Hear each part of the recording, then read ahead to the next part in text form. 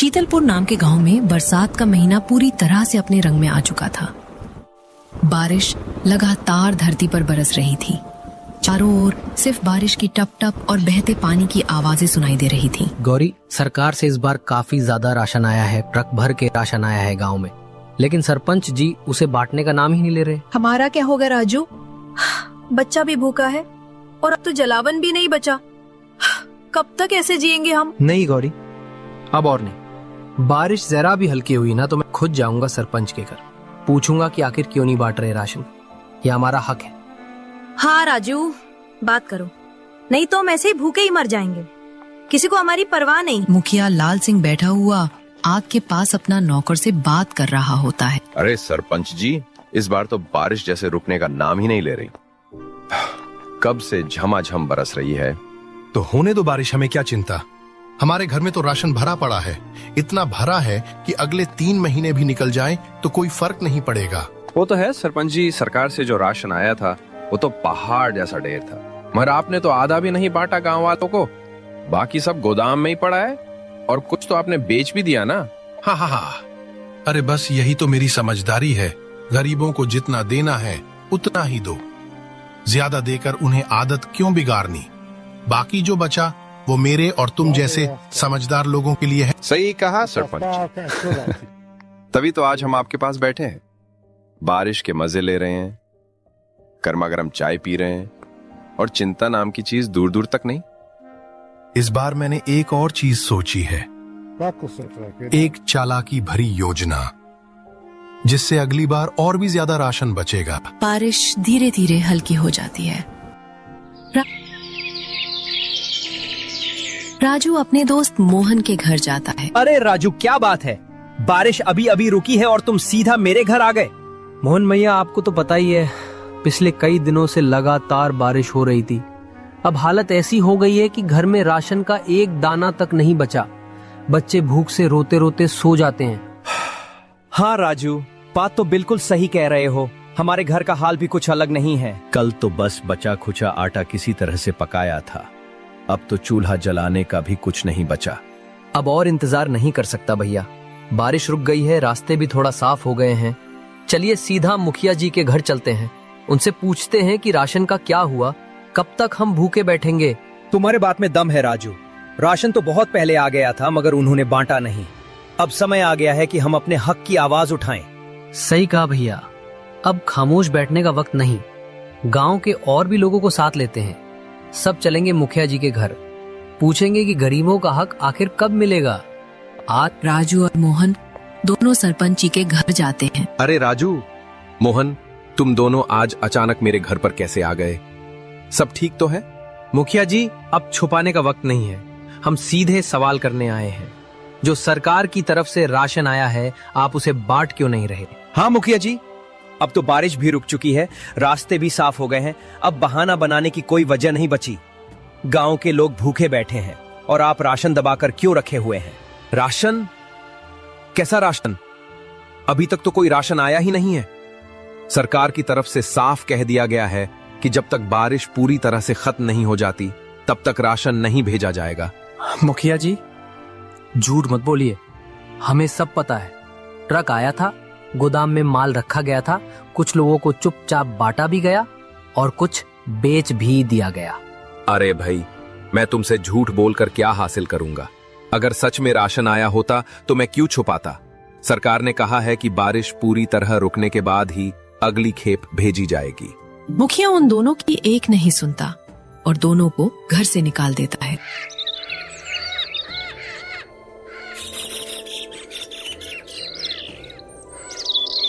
राजू, क्या हुआ? मुखिया जी ने राशन दिया या फिर खाली हाथ लौटा दिए? नहीं गौरी, मुखिया जी ने साफ मना कर दिया, बोले सरकार की तरफ से अभी तक कोई राशन आया ही नहीं है। क्या ये कैसे हो सकता है?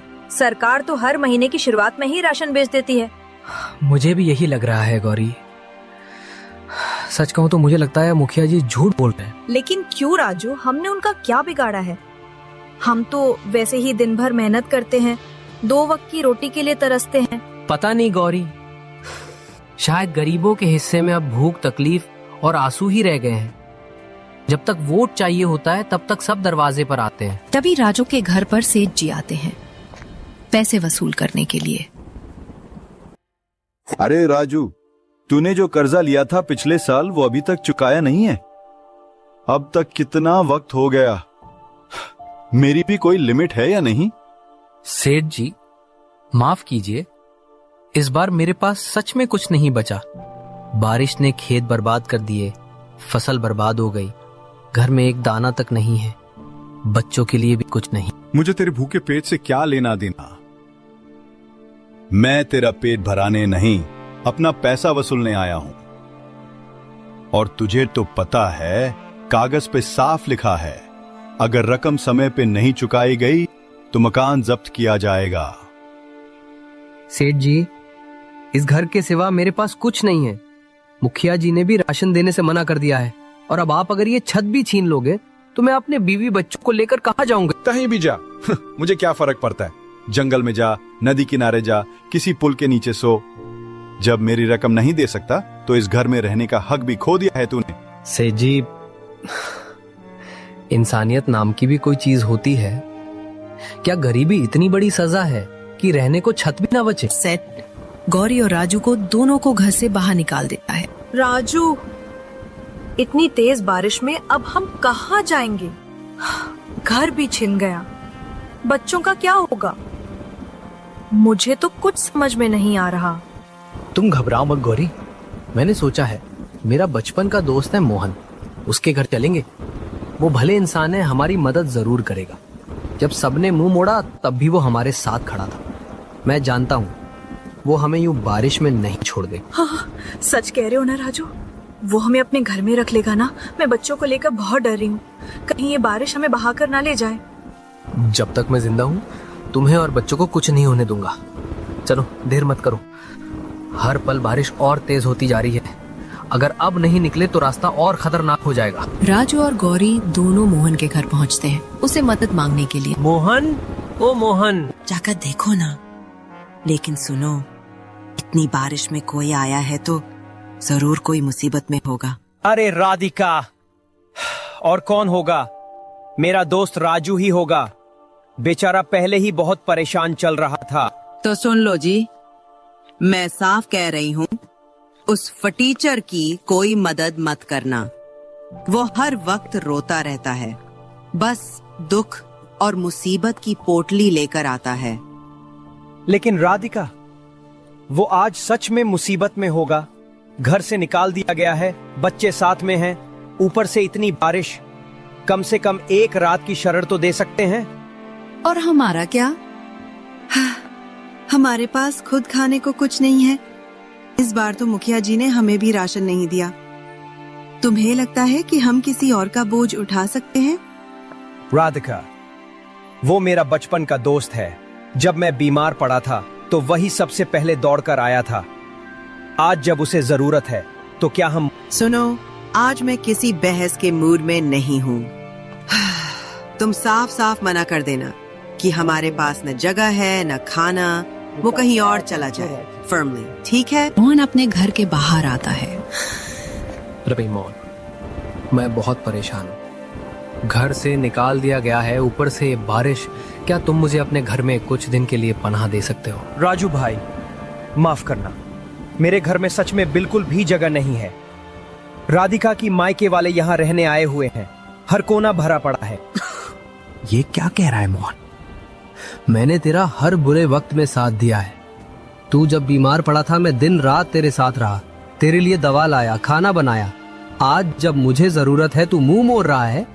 राजू, तू जो कह रहा है वो बिल्कुल सच है और मुझे इसका अफसोस भी है। लेकिन सच ये भी है कि मेरे हाथ में कुछ नहीं है इस वक्त। घर मेहमान पहले से ही हैं, सोने की जगह है न बैठने की। अगर मेरे बस में होता तो मैं तुझे जरूर रखता। मतलब अब मेरे लिए कोई जगह नहीं बची, न दुनिया में न अपनों के दिल में। राजू, मैं तेरा दर्द समझता हूँ, लेकिन इस हालात में मैं कुछ नहीं कर सकता। बारिश तेज होती जा रही है, तू कहीं और कोशिश कर, शायद कोई और मदद कर दे। इतना बोलकर मोहन अपने घर चला जाता है और राजू जंगल की ओर आ जाता है। जंगल में जाते ही राजू को कुछ समझ नहीं आता। बारिश तेज होती रहती है ऊपर वाला, अब तो तू ही कुछ मदद कर सकता है। बारिश तेज होती जा रही है और मेरे बच्चे बीमार होकर मर जाएंगे। तू ही हमारी कुछ मदद कर। तभी उसे पेड़ में से एक आवाज आती है। राजू सोनू, हैरान मत हो, मैं कोई साधारण पेड़ नहीं हूँ, मैं एक इच्छाधारी पेड़ हूँ। मुझे वरदान प्राप्त है कि मैं सोच सकता हूँ, बोल सकता हूँ और जरूरतमंदों की मदद कर सकता हूँ। इच्छाधारी पेड़? ऐसा मैंने केवल कहानियों में सुना था, मगर आप सच में बोल रहे हैं? हाँ सोनू, और मेरी यही इच्छा है कि मैं तुम दोनों की मदद करूं। तुम थक चुके हो, डरे हुए हो, लेकिन अब डरने की कोई जरूरत नहीं है। तो क्या हम सच में आपके अंदर रह सकते हैं? शांत बिल्कुल राजू, मैं तुम्हें अपने अंदर एक ऐसी जगह दूंगा जहां तुम आराम से सुरक्षित रह सकोगे, बाहर की दुनिया से छिपकर, आराम से। ठंडी हवा, मीठी खुशबू और सुकून, ये सब तुम्हें मेरे अंदर मिलेगा। राहत भरी सांस लेते हुए, आपने तो हमारी जान ही बचा ली। सच कहूं, मुझे अब फिर से जीने की उम्मीद मिल गई है। तभी गांव में बारिश और भी तेज हो जाती है और बिजली की कड़कड़ाहट से पूरा गांव थर्रा उठता है। तेज हवाओं के साथ पानी ऐसी बौछार बनकर गिरता है और पाल पर सभी लोग इकट्ठे होते हैं। अरे बेटा, ये बारिश तो रुकने का नाम ही नहीं ले रही। ऐसा लग रहा है जैसे आसमान खुद हमारे गांव से नाराज हो गया। सच कह रहे हो चाचा, खेतों में तो पानी इतना भर गया है कि अब फसल बचने का कोई आसरा नहीं है।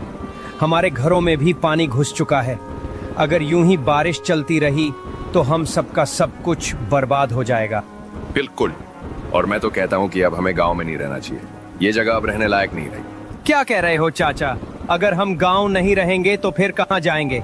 हमारा तो सब कुछ यहीं है, घर, जमीन, मंदिर, लोग। देखो मोहन, बात समझने की कोशिश करो। इस समय हमारी जान की कीमत सबसे ज्यादा है।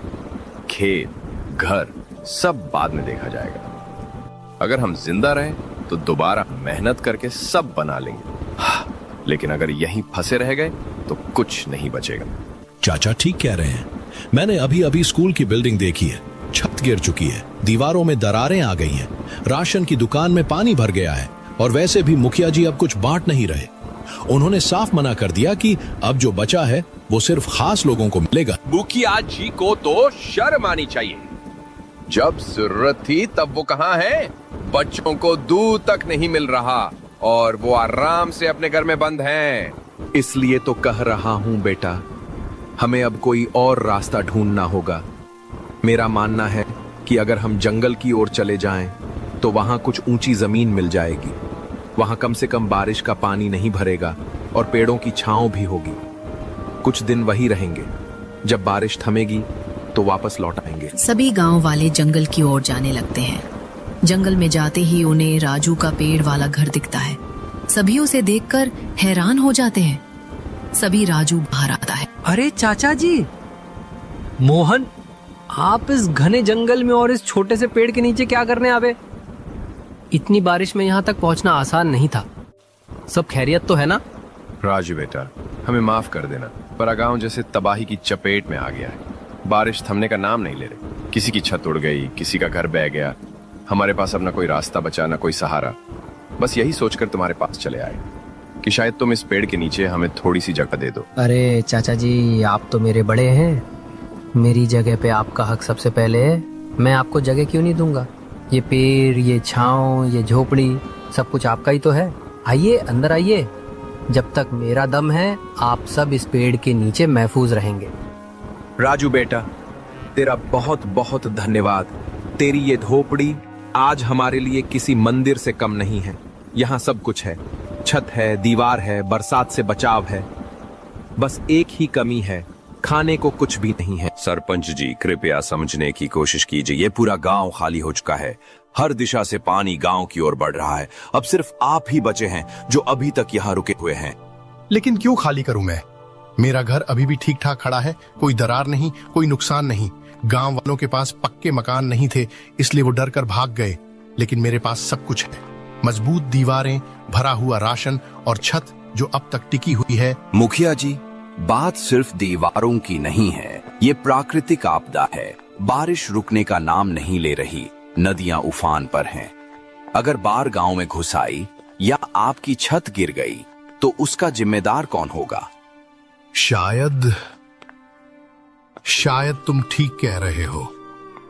कभी कभी इंसान अपने घर की दीवारों पर इतना भरोसा कर लेता है कि ऊपर वाले की चेतावनी भी उसे सुनाई नहीं देती। शायद ऊपर वाला मुझसे नाराज है, इसलिए ही तो पूरा गांव उजड़ गया और मैं अकेला यहां बचा रह गया। चलिए मुखिया जी, अब वक्त है अपनी जान बचाने का। आप रहेंगे तो फिर से गांव बच सकता है, लेकिन अगर आप ही कुछ हो गए तो इस गांव की उम्मीद भी साथ चली जाएगी।